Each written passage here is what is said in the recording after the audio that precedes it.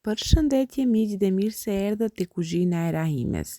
Në këtë video recetë do t'ua tregoj se si të përgatitni këto mantija tepër të shijshme. Kjo recetë është ideale për fillestarët sepse mantijat dalin tepër të shijshme dhe nuk dështojnë asnjëherë. Recetën e plot ndiqni në vazhdim dhe mos harroni të shtypni butonin subscribe. Për recetën na nevojiten 500 ml me ujë të vakët. Këtu unë kam shtuar dhe 10 gram me maja buke. Pasi që maja është përzier mirë me ujin, tani do të fillojmë që të shtojmë dhe përbërësit e tjerë. Do të shtojmë një lugë të gjellës me uthull. Uthulla na ndihmon që mantijat të na frihen më shumë dhe të dalin më të mira. Tani gjithsej na nevojiten deri në 1 kilogram me miell. Por unë fillimisht kam shtuar vetëm 750 gram miell dhe miellin tjetër do ta shtoj nga pak. Shtojmë edhe një lugë të gjellës me kryp. Dhe tani, siç ju thash, brumin do ta përzihem ngadal duke e ngjeshur dhe duke shtuar pjesën tjetër të miellit. Pra miellin do ta shtoni nga pak sepse kjo gjithmonë varet nga marka e miellit të cilën jeni duke e përdorur. Ndonjëherë na duhet më shumë miell, ndonjëherë më pak. Ky brum duhet që të dalë i butë, pra nuk duhet që ta bëni shumë të fortë.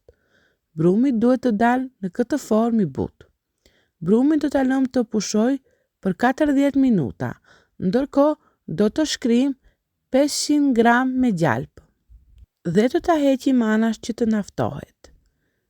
Për mbushje, unë do t'i mbushi me gjisë, por ju mund t'i mbushni me çfarë do lloj gjëje që ju të dëshironi. Tani brumi na ka ardhur mjaftueshëm. Do të shtojmë miell në masën e punës dhe do ta nxjerrim brumin. Nga ky brum do të nxjerrim 8 pjesë të barabarta. Pra brumin do ta mlidhni në këtë formë dhe do ta ndani në 8 pjesë të barabarta. Pasi ti kemi ndarë në 8 pjesë të barabarta, do t'i ngjeshim përsëri kolegjet. Në këtë formë.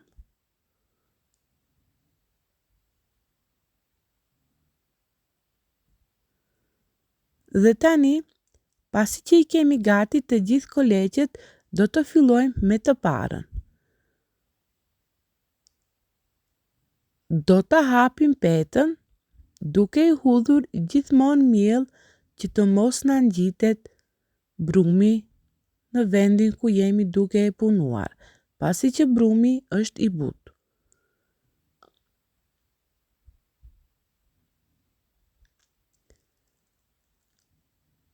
Brumin do ta hapim në këtë madhësi dhe do ta lijem me gjalp. Pasi që e kemi lyer të gjithë petën me gjalp, do ta kthejmë në këtë formë dhe këtë pjesë përsëri do ta lijem me gjalp. Që pastaj, kur mantijat të na piqen, të dahet brumi kat më kat. Dhe tani do ta vendosim dhe pjesën tjetër dhe këtë njëjtë do ta lijem me gjalp.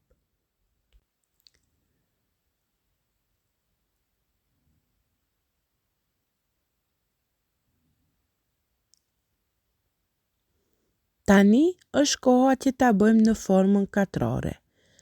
Pra, në këtë formë do ta mbledhim dhe edhe këtë do ta lijem përsëri me gjalp. Dhe tani do t'ja vendosim anën e sipërme, këtë nuk do ta lini me gjalp. Pra, do ta leni ashtu siç është. Në një tepsi do të vendosni miell dhe do t'i rëndisni petët të cilët do t'i bëni në katror. Kështu do të vazhdoni me të gjithë pjesën tjetër të brumit. Tani do ta marrim petën e parë të cilën e kemi bërë dhe do ta fillojmë që të punojmë. Në masën e punës hedhim miell dhe do ta hapim petën. Fillimisht pak me duar dhe pastaj me një shkop. Gjatë gjithë kohës që jeni duke e punuar, do ta trazoni, sepse mund nga peta t'ju dal gjalp dhe pastaj t'ju ngjitet peta. Pra gjatë gjithë kohës që e holloni, ju do ta trazoni nga vendi. Tani peta duhet të jetë në këtë trashësi, do ta luani nga vendi dhe do t'i hudhim vaj ose gjalp, çfarë të dëshironi ju. Tani do ta vendosim edhe mbushjen. Unë për vete i kam mbushur mirë, pasi që i kam qef më të mbushura, por ju mund që t'ju vendosni sa sasi që të dëshironi, pra kjo varet krejt nga dëshira juaj.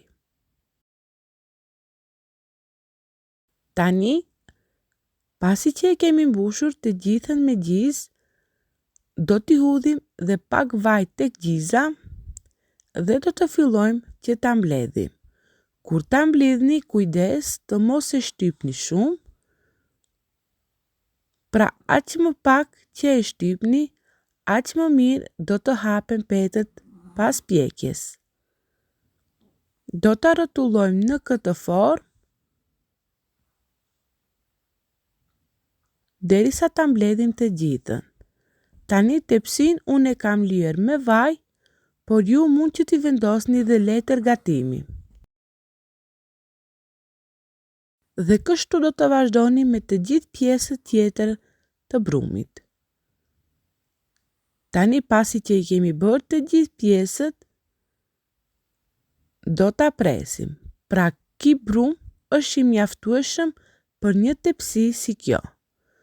Do ta presim në kocka, mund që t'i pritni më të mëdhaja ose më të vogla. Kjo varet krejt siç dëshironi ju. Edhe gjatë prerjes do të mundoheni që të mos i shtypni shumë. Pasi që i keni prerë, këto do t'i lëmë që të pushojnë dhe është koha që ta ndizni furrën. Furrën do ta ndezim në nxehtësinë maksimale dhe do ta lëmë derisa të pushojnë. Pasi që këto tashmë kanë pushuar për 10 minuta, do t'ju lyem me gjalp. Nëse keni dëshirë, mund që t'ju hudhni edhe susam. Unë për vete nuk u kam hedhur. Dhe tani, këto do t'i vendosim në furrë të nxehtë në nxehtësinë maksimale derisa të skuqen. Tani mantijet i kemi gati. I nxjerrim nga furra, do t'i mbulojmë për 10 minuta me një pecet kuzhine dhe pastaj mund që t'i konsumoni.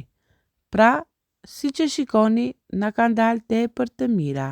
Shpresoj që ta provoni këtë recetë. Për recetat e radhës, shtypni butonin subscribe.